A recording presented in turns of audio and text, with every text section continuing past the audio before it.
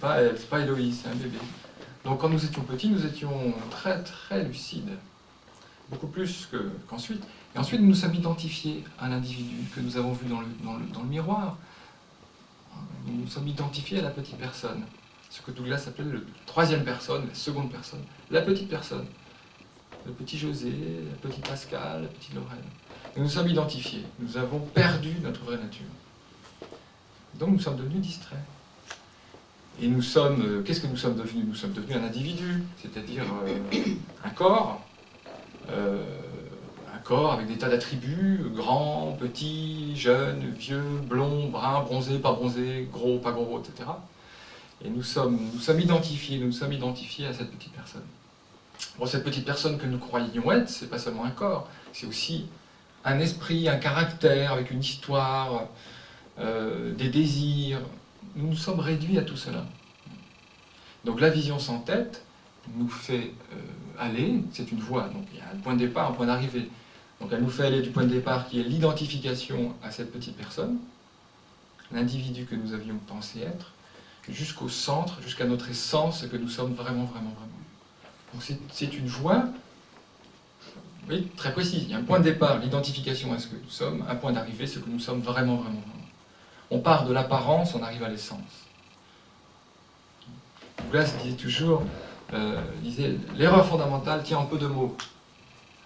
En peu de mots, alors il le disait en anglais, vous êtes ici ce que vous paraissez être. Voilà l'erreur. C'est de dire, je suis ici ce que je parais être là-bas. I am here what I look like there. Voilà l'erreur. Je dis, je suis ici, au centre, ce que je parais être là-bas. C'est-à-dire là-bas, dans vos yeux, dans les yeux des autres, ou dans le miroir.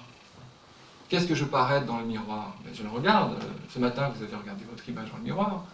Voilà, donc on voit dans le miroir un homme, une femme, on dit, c'est moi. Voilà ce que je suis. Je suis cela. On ne le dit pas d'ailleurs parce que c'est un processus d'identification qui est inconscient, qui se produit dès qu'on se réveille. On se réveille, hop, ça y est, on est collé à cette identification. Et les ennuis commencent. Enfin, parce que ce petit, il n'est pas en bonne posture quand même. Hein.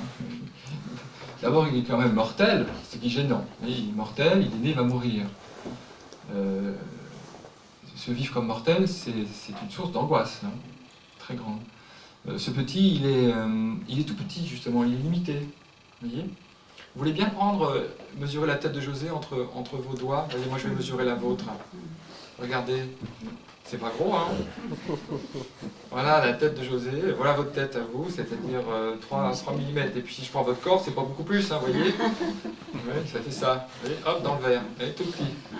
Donc le petit, il est très limité. Il est mortel, il est limité. Et puis il est séparé des autres, comme tu disais dans l'introduction. On est séparés. José et Catherine sont séparés. On est séparés de tout le monde, même des gens qu'on aime, même de sa femme, son mari, de ses enfants.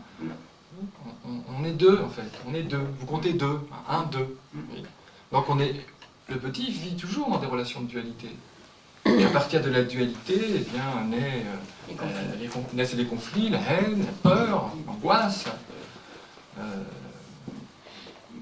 Et puis l'isolement, la solitude, je suis seul au milieu des autres. Vous vous rendez compte? On est 6 milliards, il y a 6 milliards de petits et de petites sur la Terre. On est 1 parmi 6 milliards, donc c'est pas grand-chose, c'est même rien. Sans compter peut-être les autres milliards ailleurs d'extraterrestres. Donc on est tout petit, 1 parmi des milliards. Donc être un petit, n'être que ce petit, ce n'est pas très satisfaisant. Et nous sentons au fond de nous, dans notre cœur, nous sentons qu'il y a une autre histoire. Qu'il y a une autre réalité, que cette histoire qu'on nous a racontée sur nous-mêmes et à laquelle nous avons cru, cette histoire n'est pas toute l'histoire. Sinon, d'ailleurs, on ne serait pas là aujourd'hui. Il y a une intuition qui nous met en recherche. On cherche notre vraie nature, notre vraie identité. On veut répondre à la question, mais qu'est-ce que je suis vraiment? Qu'est-ce que je suis vraiment? Ce n'est pas forcément toujours une question très claire, comme ça, formulée de cette façon précise, mais ça peut être un mal-être qui nous conduit à lire des textes, à chercher une solution quelque part. On ne sait pas très bien quelle solution, alors on erre. Moi j'ai longtemps erré, J'ai cherché partout. J'ai cherché dans la poésie, j'ai cherché dans les romans, j'ai cherché dans la philosophie. Et j'ai rien trouvé, je ne trouvais pas d'autre histoire que celle qu'on m'avait racontée. Je suis un petit José né qui va mourir tout petit. Et puis, par chance, je suis tombé sur un jour sur un atelier de Douglas, où là, tout d'un coup, on m'a montré ce que je cherchais depuis toujours. C'est-à-dire que ce que je suis au centre n'est pas ce que je croyais être, ce que je parais être. Non seulement ça n'est pas ce que je parais, c'est même le contraire de ce que je parais être. C'est ça qui est inouï. C'est radicalement différent. Je me pensais petit, je me découvre immense, sans limite. Je me pensais opaque, je suis transparent. Je me pensais séparé des autres, je suis uni, avec eux. Je me pensais dans le monde, je ne suis pas dans le monde. Vous n'êtes pas dans le monde en tant que première personne. C'est le monde qui est en vous. C'est le monde qui est en vous. Regardez, quand vous regardez cette pièce, comme ça, droit devant vous, combien comptez-vous de murs? Combien voyez-vous de murs? Si nous ne sommes pas attentifs, et si nous sommes distraits et uniquement identifiés à la petite personne, nous allons compter 4 murs. Je suis une petite personne dans une pièce qui a 4 murs. Oui. Comme la bouteille. La bouteille, et dans la pièce, il y a 4 murs. Mais combien vous voyez de murs? Comptez-les. Moi, j'en compte 1, 2, 3, et ici, rien. Et de votre côté, est-ce que ce n'est pas pareil? Est-ce que vous ne comptez pas pour vous? Si 1 mur, 2 murs, 3 murs, et là, de ce côté, est-ce que vous voyez un mur? Est-ce qu'il n'y a pas une ouverture? Oups, une ouverture, et dans cette ouverture apparaît la pièce. C'est quand on pense, c'est là. Quand on dit 4 murs, c'est parce que c'est la pensée, c'est ce qu'on a appris, la mémoire. Oui. Or, avec la vision, la magie, c'est de ne vivre qu'avec, en étant vigilant à ce que l'on voit, ce qui nous est donné, comme les enfants, comme tu disais. Voilà, donc la vision sans tête nous réapprend à voir, à être conscient, à être attentif. Et c'est très simple, c'est une voie très très simple, il n'y a pas plus simple. Il s'agit juste d'être attentif. Alors cette attention, elle est très concrète, très précise.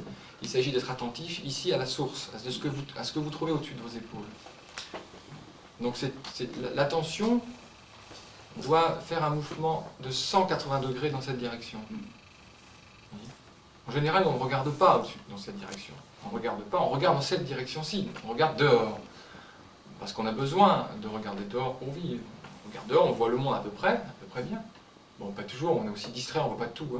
Enfin, on le voit à peu près, sinon on ne pourrait pas vivre. Mais on néglige la source du regard. Et on la néglige parce qu'on est persuadé de la connaître. On est persuadé que cette source du regard, c'est moi José. Oui. C'est moi José, l'individu José. C'est moi Pascal, c'est moi Jacqueline, c'est moi Laurent, etc.